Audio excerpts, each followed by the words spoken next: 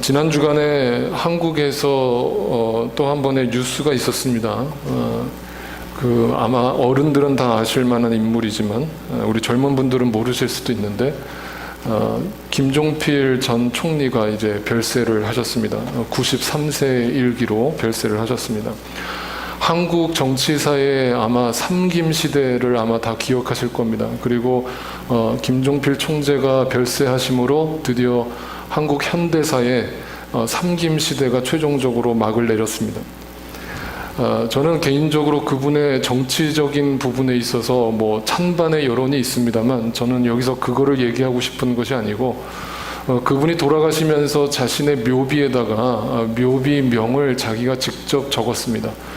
그래서 저는 그런 걸 또 유심히 들여다보는 게 재밌어서 도대체 무슨 말을 하고 돌아가셨나. 그 묘비명을 읽어드리면 한자라서 좀 어렵습니다만 그냥 제가 나중에 해석해드리겠습니다. 사무사를 인생의 도리로 삼고 한평생 어기지 않았으며 무항산이 무항심을 치국의 근본으로 삼아 국리 민복과 국태 민안을 실현하기 위하여 헌신 진력하였거늘 만년에 이르러 연 90이지 89비라고 탄하며 수다한 물음에는 소위 부답하던 자 내조의 덕을 베풀어준 영세 반려와 함께 이곳에 누웠노라. 이 짤막한 김종필 총재의 말 속에 많은 의미가 담겨져 있었습니다. 제 눈에 가장 먼저 들어왔던 단어는 바로 이 문장이었습니다. 만년에 이르러, 인생의 끝자락에 이르러 연 90이지 89비라고 탄하며 90세가 되어서 돌아보니 89세까지 허무하고 아무것도 아니더라 라고 탄식했다 라는 뜻입니다. 그래서 그 인생의 물음 앞에, 많은 수다한 물음 앞에 자기는 어떤 대답도 하지 못하고 그저 묵묵부답이었다, 소위부답이었다 라고 자기의 인생을 정리했습니다.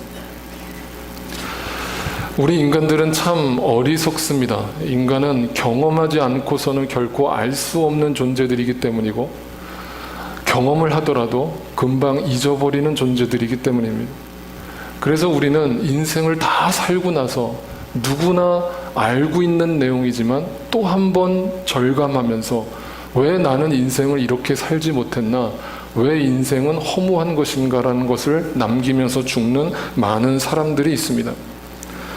그리고 나서 또 하나 제 눈에 들어온 문구는 바로 이 단어였습니다. 무항산이 무항심을 치국의 근본으로 삼았다. 자기의 젊은 시절부터 나라를 위해서 정치를 하면서 그 정치 철학이 무엇이냐? 맹자의 말을 인용했는데 무항산, 이 산이라는 게 생산할 산자입니다. 다시 말하면 경제를 뜻합니다. 사람이 경제가 없어지면, 경제가 한결같지 않으면 무항심, 마음도 한결같을 수 없다는 그 맹자의 철학을 치국, 나라를 다스리는 정치 철학으로 삼았고 그것을 실천하려고 노력했다.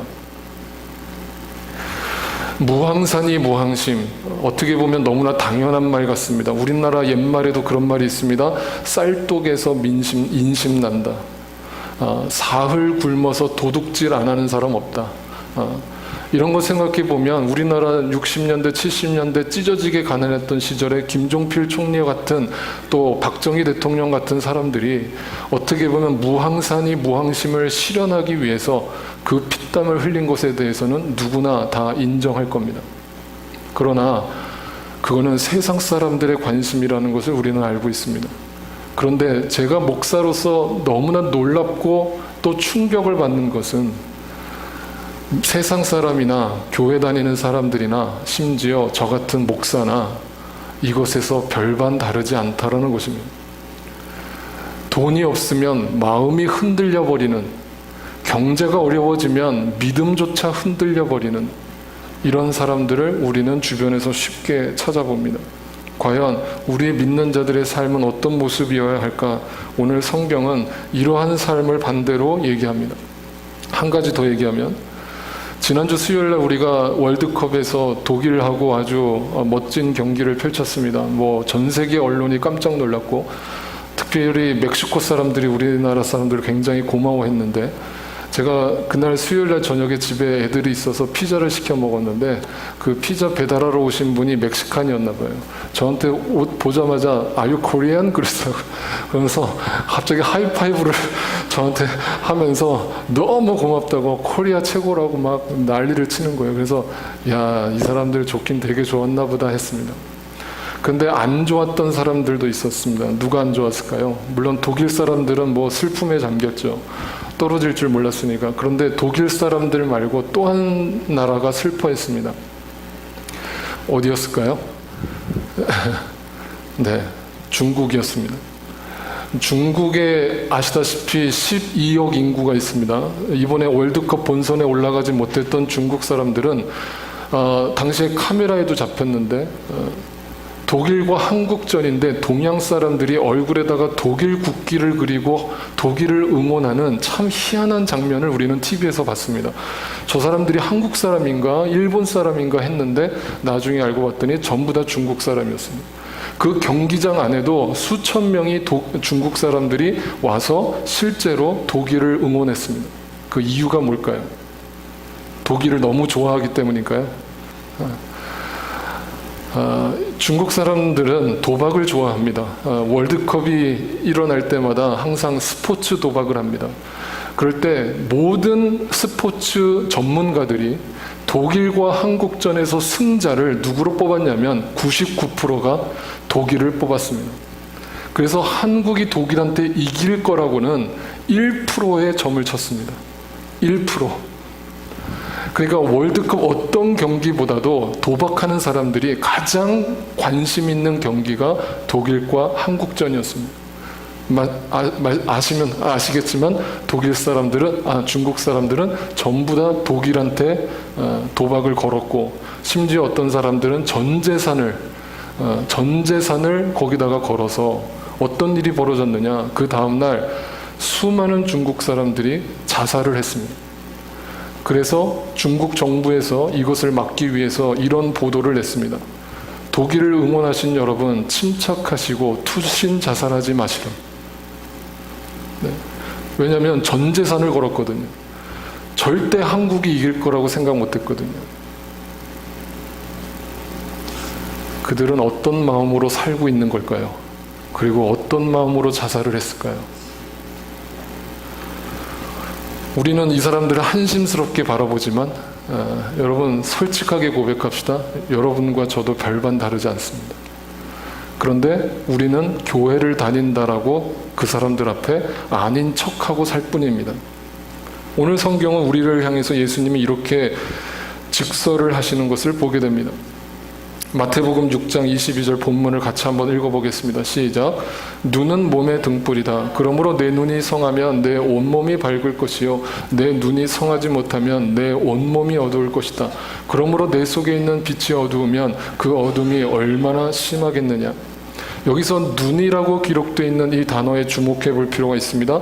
성경에서 굉장히 중요한 단어입니다. 여러분, 이것은 꼭 외워두십시오. 눈이라고 하는 단어는 헬라어로 옵티노마에, 네, 보여지다라는 뜻입니다. 제가 한글로 이렇게 번역을 했습니다. 보이다가 아니라 본다가 아니라 보여지다입니다. 다시 말해서 수동태입니다. 내가 눈을 떠서 보고 싶어서 보는 게 아니라 보여지는 겁니다. 누군가에 의해서 눈이 떠지는 겁니다. 그래서 눈이 등불이 되고 눈이 온전해지면 그 온 몸이 밝아질 것이라고 예수님이 말씀하셨습니다. 그러면 도대체 이 눈이 어떻게 설명하고 있는지 성경 전체를 통해서 다 살펴볼 수는 없지만 중요한 몇 구절만 찾아보면 마태복음 5장에 보면 우리가 앞에서 살펴봤지만 팔복 중에 이런 말씀이 나오죠. 또 같이 읽습니다. 시작. 마음이 깨끗한 사람은 복이 있다. 그들이 하나님을 볼 것이다. 보여지다죠. 보여지다. 볼 것이다. 보게 될 것이다. 보려고 노력하는 것이 아니라 보게 될 것이다. will see. 네. 이것이 옵티노마이, 네, 눈이라는 뜻과 같습니다. 또 두 번째 구절은 마태복음 24장 30절도 같이 읽습니다. 시작. 그때 인자가 올 징조가 하늘에서 나타날 터인데 그때에는 땅에 있는 모든 민족이 가슴을 치며 인자가 큰 권능과 영광에 쌓여 하늘 구름을 타고 오는 것을 보게 될 것이다. 이것은 예수님의 종말을 얘기하는데 이때는 믿는 자만 보는 것이 아니라 믿지 않는 자들도 보게 될 것이다. 강제적으로 타력에 의해서 보게 될 것이다. 왜? 그동안 보지 못했던 그 주님이 실존했다라는 것을 그들은 알게 될 것이다 라는 것을 예수님이 예언하셨습니다. 또 로마서 15장 21절 같이 읽습니다. 시작.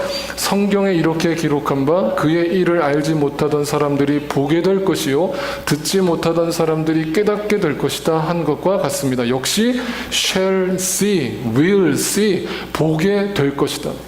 타력에 의해서, 내 노력이 아닙니다. 마지막 히브리서 12장 14절 또 있습니다. 시작.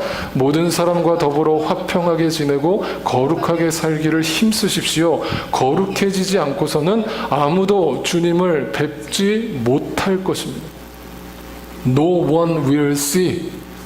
내 안에 거룩이 이루어지지 않고서는 결코 하나님을 볼 수도 없고 하나님을 알 수도 없고 하나님을 만날 수도 없을 것이다 라는 것을 증언하고 있습니다. 그런데 요한계시록에 가보면 이 눈을 정확하게 이렇게 또 해석하고 있습니다. 요한계시록 5장 6절을 또 같이 읽습니다. 시작. 나는 또 보좌와 내 생물과 장로들 가운데 어린 양이 하나 서 있는 것을 보았는데 그 어린 양은 죽임을 당한 것과 같았습니다. 그에게는 뿔 7과 눈 7이 있었는데 그 눈들은 온 땅에 보내심을 받은 하나님의 7 영이십니다. 여기서 중요한 단어가 뭐예요? 눈이 나오죠. 이게 옵티노마이, 똑같은 단어가 쓰여졌는데 그걸 갖다가 요한계시록에서는 어떻게 해석을 했냐? 뭐라고 해석을 했어요? 네, 영이라고 해석을 했어요. 눈이 보여지는 것인데 그 보여지는 사람의 특징은 하나님의 영을 체험한 사람이고 경험한 사람이고 내 안에 하나님이 영이 계심을 믿는 사람이다. 또 요한복음 3장 36절을 또 같이 읽습니다. 시작. 아들을 믿는 사람에게는 영생이 있다. 아들에게 순종하지 않는 사람은 생명을 얻지 못하고 도리어 하나님의 진노를 산다. 여기서는 눈이라는 단어도 안 나왔고 어떤 보인다는 뜻도 없습니다. 그런데 여기서 옵티노마이라고 쓴 단어가 있습니다. 우리나라 말 번역을 이것을 다른 말로 번역을 바꿔놓은 거예요. 원어에는 옵티노마이라고 써 있어요. 뭘까요? 어떤 걸까요? 영생일까요? 아닙니다. 네, 믿는 이라는 단어입니다. 또 순종이라는 단어입니다. 다 옵티노마입니다. 다 그러면 정리를 해보겠습니다. 이런 뜻입니다. 눈, 영, 믿음, 순종. 이거는 다 다른 말이 아니라 같은 말입니다.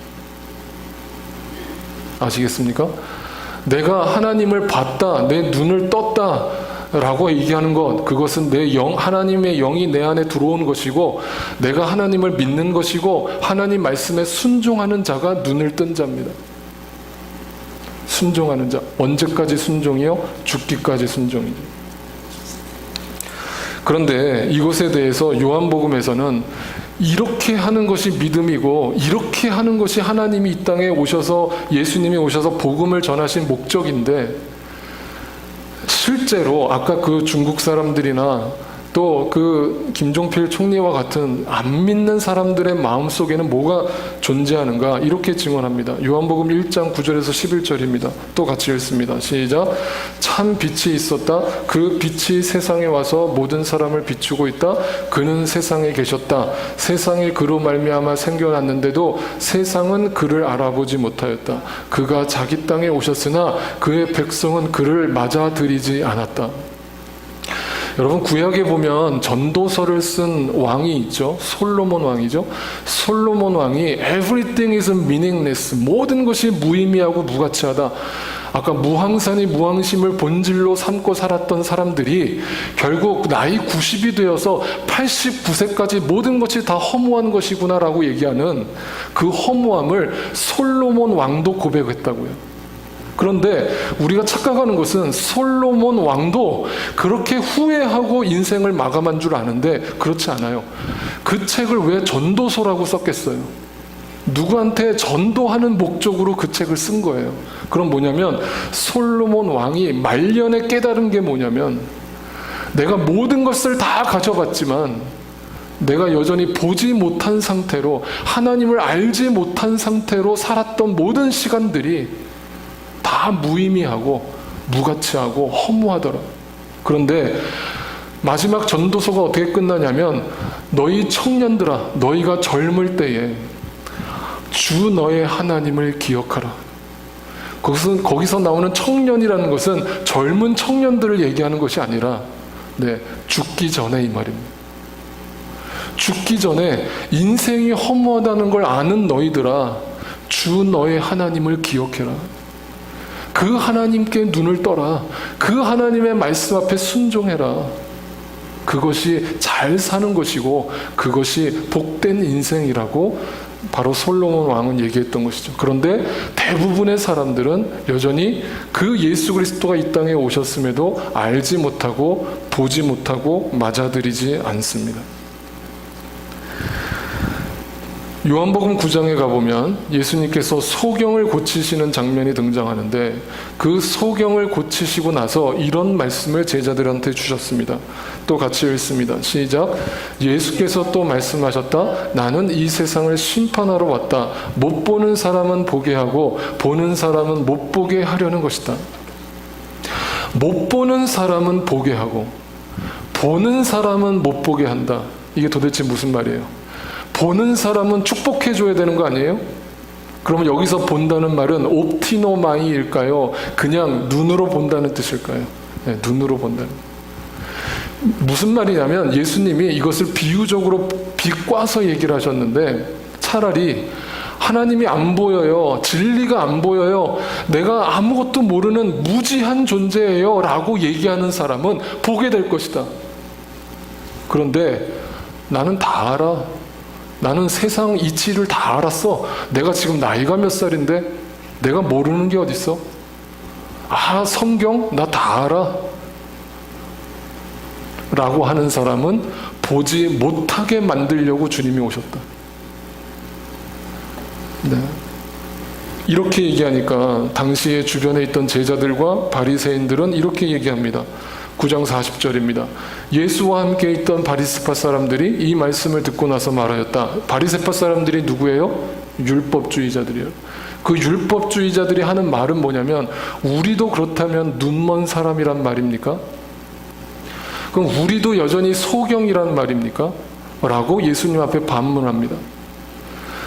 이 말은 뭐냐면 바리새파 사람들이 우리가 얼마나 하나님 말씀을 잘 알고 있는데 우리가 하나님에 대해서 얼마나 잘 알고 있는데 우리 보고 눈이 멀었다니요. 그랬더니 예수님이 이렇게 대답을 하십니다. 41절 같이 있습니다. 시작. 예수께서 그들에게 말씀하셨다. 너희가 눈이 먼 사람들이라면 도리어 죄가 없을 것이다. 그러나 너희가 지금 본다고 말하니 너희의 죄가 그대로 남아있다. 나는 본다. 뭘 보십니까? 나는 보고 있다라고 말하는 사람은 진짜 본 사람이 아니에요. 진짜 눈이 멀었다라고 얘기하는 사람들이 오히려 복이 있고 은혜를 입게 될 것이라는 거예요. 자, 그러면 오늘 말씀의 결론은 이렇게 납니다. 마태복음 6장 24절입니다. 또 같이 읽습니다. 시작. 아무도 두 주인을 섬기지 못한다. 한쪽을 미워하고 다른 쪽을 사랑하거나 한쪽을 중히 여기고 다른 쪽을 업신 여길 것이다. 너희는 하나님과 재물을 아울러 섬길 수 없다. 여러분, 성경에 분명히 기록되어 있죠. 네. 그리고 여러분 지금 산상수훈을 저하고 같이 읽어가면서 예수님이 어떤 말씀을 하셨는지 분명히 아시겠죠. 근데 제 설교를 듣고 어떤 분이 반문을 하셨어요. 저한테 뭐라고 하냐면, 목사님, 저희 교회 교인 아닙니다. 목사님, 그 말씀이 다 맞는 것 같고 참 귀한 말씀인데 그렇게 사는 사람이 있을까요? 그렇게 사는 사람이 어디 있나요? 저는 본 적이 없습니다. 제가 아는 옆에 장로님도 권사님도 목사님들도 전부 무항산이 무항심이지, 네, 무항심이 무항산으로 살지 않던데요. 네. 그런 사람이 있으면 보여주십시오. 그러면 제가 믿겠습니다. 이게 바로 우리의 큰, 그게 아까 얘기한 대로 우리는 보고 있다라고 얘기하지만 실질적으로는 보지 못하고 있다라는 거와 같은 거예요. 그래서 예수님이 그걸 뭐라고 하셨냐면 두 주인을 섬길 수 없다는 거예요. 내 안에 지난주 2주 동안 우리가 살펴본 것처럼 예수 그리스도의 보물이 내 안에 있는데, 그 보물의 가치를 발견했는데 이 세상이 주는 그 재물의 가치에 눈이 빠져서 그게 없으면 굶어 죽겠는 것처럼 하나님 앞에 매달려서 기복적인 신앙으로 돈을 달라고 하나님 앞에 기도하고 있는 그런 신앙인들이나, 월드컵 한 경기에다가 자신의 전 재산을 갖다 걸면서 일확천금을 노리는 그 사람들이나 근본적으로 뭐가 다르냐는 거예요. 우리는 말씀을 이렇게 보잖아요. 지난주 우리 서사모님이 뭐라고 말씀하셨어요? 저는 그 말씀이 이렇게 제 귀에 딱 남아요. 성경 공부를 해도, 말씀을 들어도 변화가 일어나지 않는다면 그것은 아무 소용없다. 100% 맞는 말씀입니다.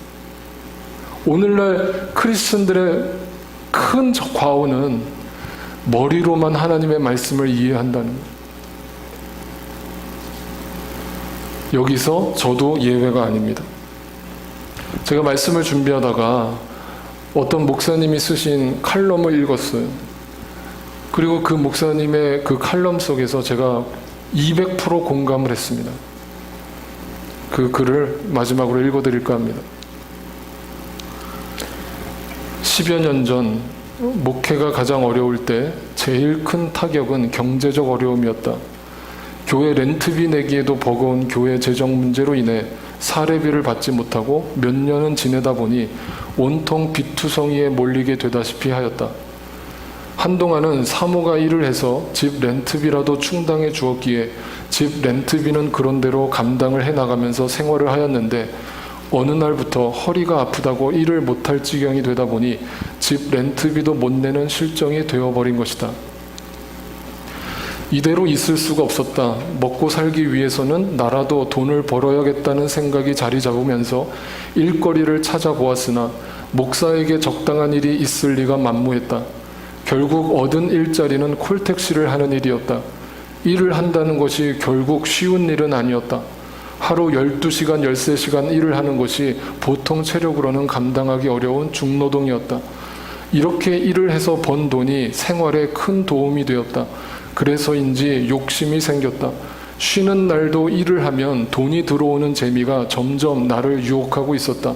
정말 열심히 일을 했다. 몸이 지쳐서 무너지는 것 같았지만 주머니에는 두둑하게 돈이 들어왔다. 이제는 교회에서 사례비를 안 받아도 살만한 여유가 서서히 생기게 되었다.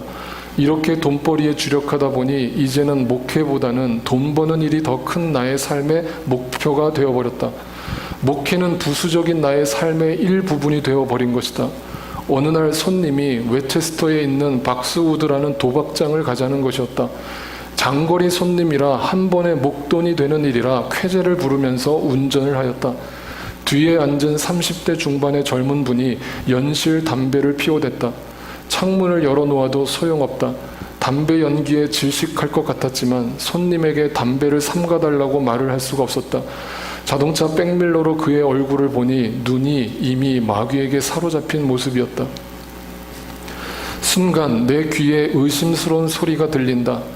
내가 널 부른 것이 저런 사람을 구원하라고 불렀는데 오히려 저 사람을 악의 구덩이로 데려다주고 돈을 챙기는 너, 네가 내 종이냐? 이 소리가 담배 연기와 함께 끊임없이 내 마음을 두드리고 있었다. 손님, 예수 믿으시죠? 그 말 한마디 못하고 손님을 도박장에 내려다주고 돌아오는데 눈물이 하염없이 쏟아진다. 네가 하나님의 종이냐? 생각해보니 그렇다. 돈을 벌어먹고 살려면 뭐 때문에 목사가 되었는가? 소명을 가지고 모아두었던 재물 다 버리고 그 좋은 직장 사표내고 부모 형제 뒤로 하고 미국 땅에 와서 주의 복음을 전하다 죽겠다던 그 소명은 다 사라지고 먹고 살기에 급급한 나의 모습은 말 그대로 비전을 상실한 목사 그 모습이다. 스스로 비전을 상실한 목사로 인식되자 눈물이 하염없이 흐른다. 눈물 때문에 운전을 할 수가 없어 차를 곁길에 세워놓고 엉엉 울었다. 나는 그렇게 하나님을 보지 못하는 소경이 되어 있었다. 제가 이 글을 읽는 것은 목사도 보지 못하면 소경입니다. 하물며 그러한 사명과 죽겠다는 각오 없이 살아가는 여러분의 삶 속에는 얼마나 큰 유혹이 있겠습니까? 여러분은 지금 소경입니까? 아니면 눈뜬 자입니까? 김종필 총리의 마지막 말처럼 나이 90에 89세를 헛되게 살았다는 고백만큼은 우리 믿는 사람들은 하지 않기를 바라고 또 바랄 뿐입니다. 같이 기도하겠습니다. 모든 시선을 주님께 드리고 살아계신 하나님